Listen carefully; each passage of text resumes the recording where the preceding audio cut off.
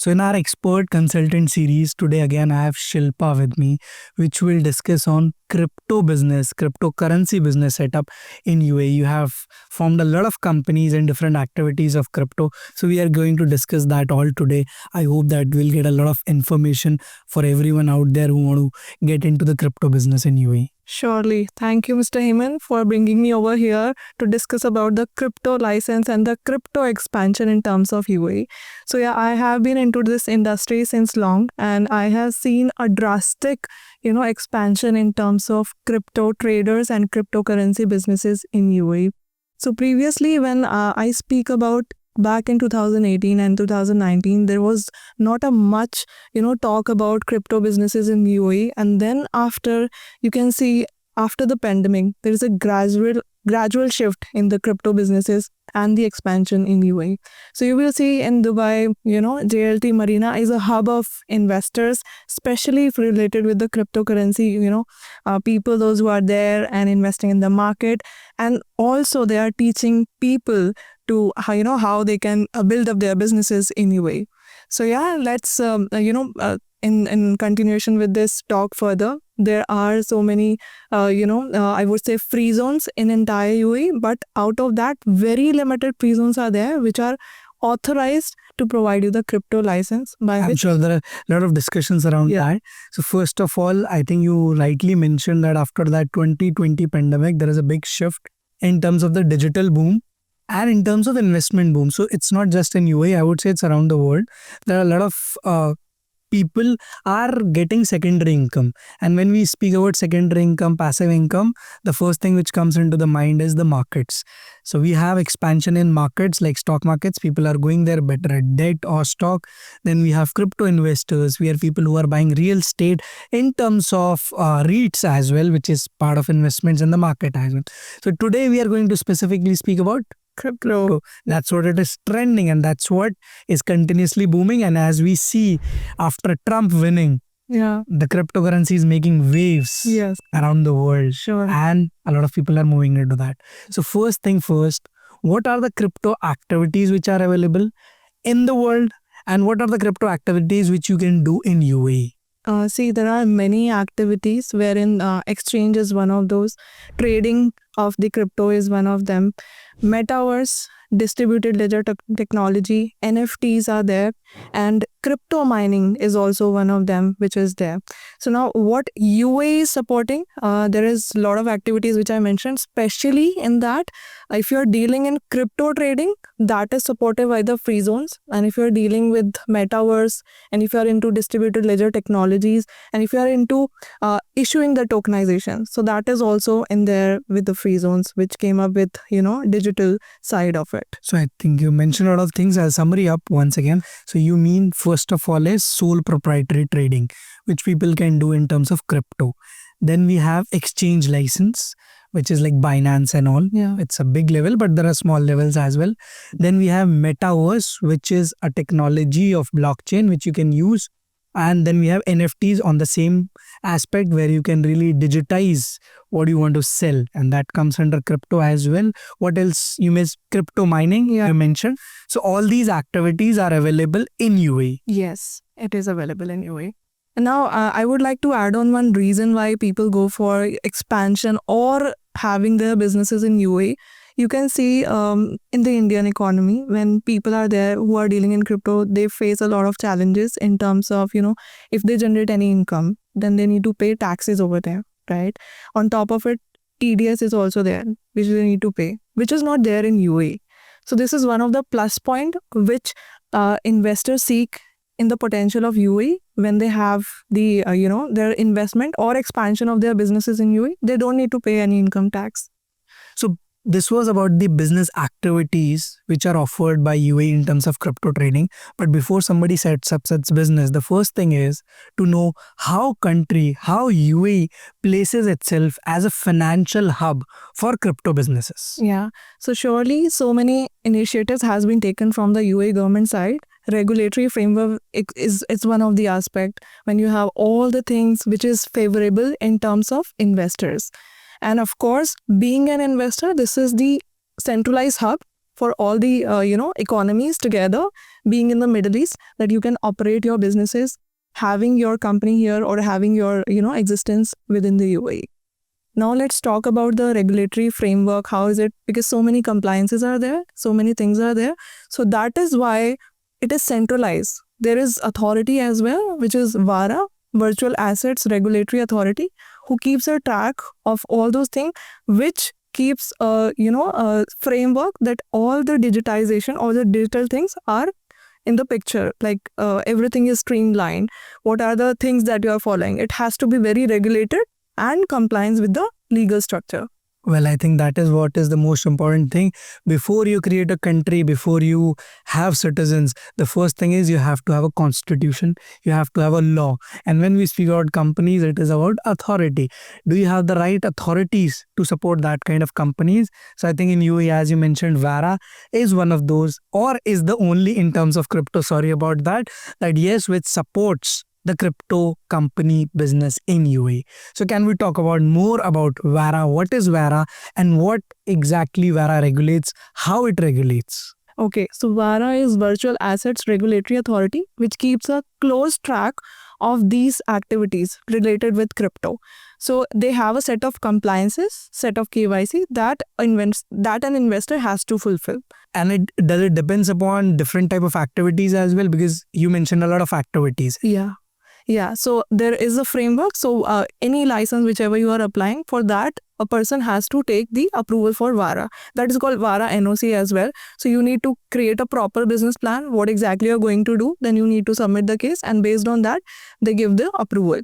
Now, I would like to expand this in terms of, which are the authorities or which are the free zones who support these activities. Or before we go to free zones, can you give me proper steps how someone who's willing to take a license has to apply a license, then go for VARA, and then getting his license? And if it is related to a specific free zone, we can talk about free zone first. Okay, so genuine question, valid question.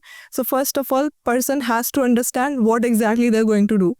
Many times person has so many things in their mind and they are not able to process that.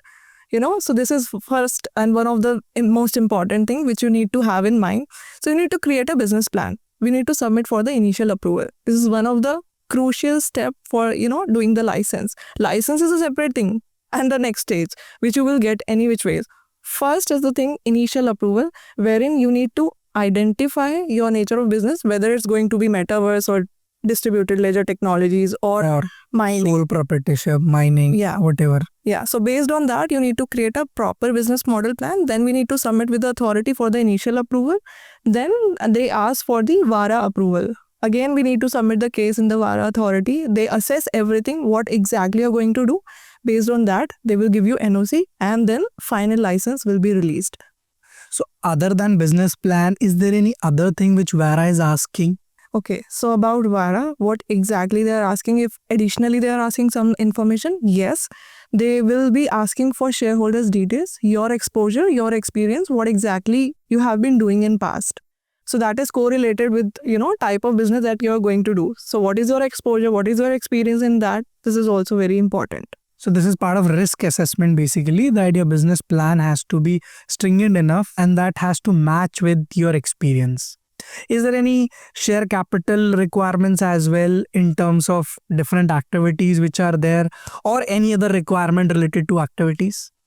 See, share capital is defined by the Free Zone Authority, and it is particularly, $100,000 as the share capital. It's not a paid up capital.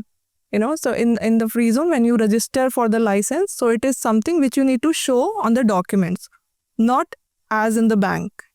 You don't need to keep any capital in your bank, but for the legal perspective, on your memorandum of association, you need to show your share capital in the company, which is minimum 100,000. So in terms of crypto, do we need to get some license costs separately or permit costs separately from VARA as well?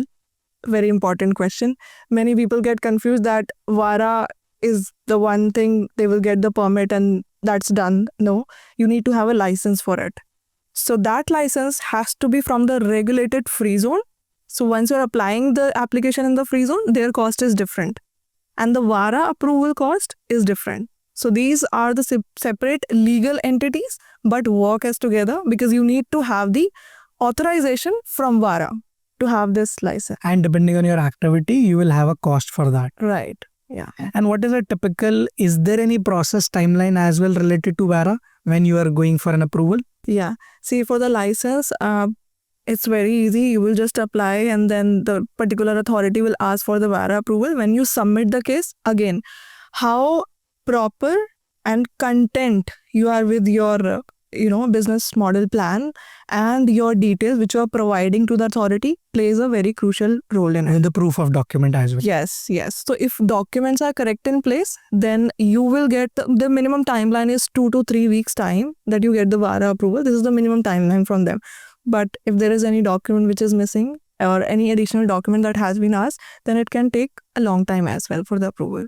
So that now the time is to moving on a specific free zone which provides crypto licenses. So we can speak about some of the major free zones which are providing. So can you shed some light on that? So in Dubai, you have major free zones, which is IFZA, Dubai Multi Commodity, which is called DMCC as well, DIFC, Dubai Investment Financial Center. So these are the 3 free zones, majority in Dubai, which deals in the crypto licenses, wherein we have one in Abu Dhabi as well, ADGM. That also provides the crypto related license. Okay, so these are typically major free zones which are providing. Do they all fall into the same category? They have different types of requirements or they fall in same category? I will say for Dubai Free Zone, like I mentioned, IFZA and DMCC, when you register for a license, they require VARA approval. Because there are a lot of reasons behind it. Because the legal framework which is there in VARA, they need that kind of NOC as well. Wherein in DIFC, you don't need VARA approval. Because it's a financial authority in itself. Right. But in IFZA and ADGM and DMCC, it's required. I think there is very important point to mention here. One more important point to mention here is that there are many financial activities which if you are doing in DIFC, you don't need require from SCA as well, which is Security Commission Authority of UAE. But if you're forming in any other free zone or mainland, you need to go to SCA.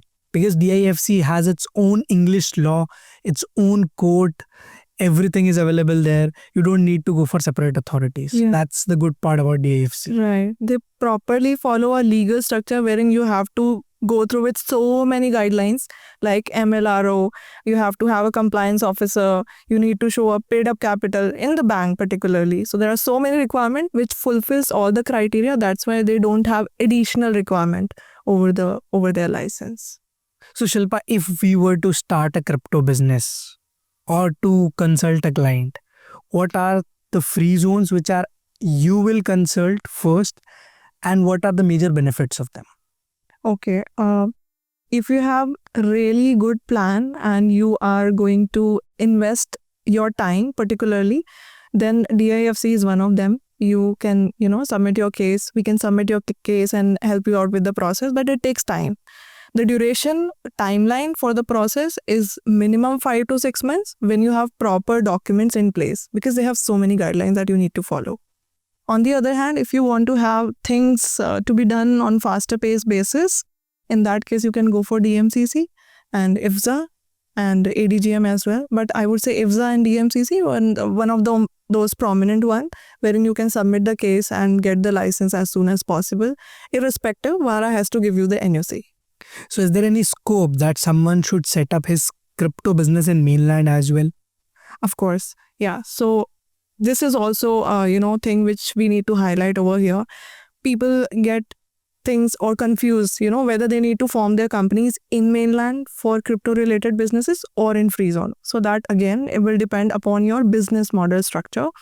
Mainland, as we have talked in our previous sessions as well, it comes into the picture when you want to have a proper office on mainland. In mainland, you want to have a proper big office. You want to have a team.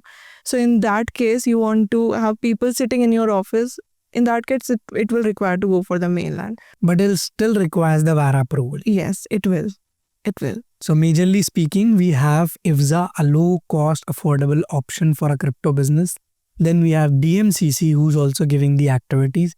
Then we have DIFC for full-fledged expansion businesses in UAE, which will give you all sort of activities without going to VARA. Right. Moving on to some of the biggest challenges which crypto entrepreneurs might face in UAE, if we can discuss on that.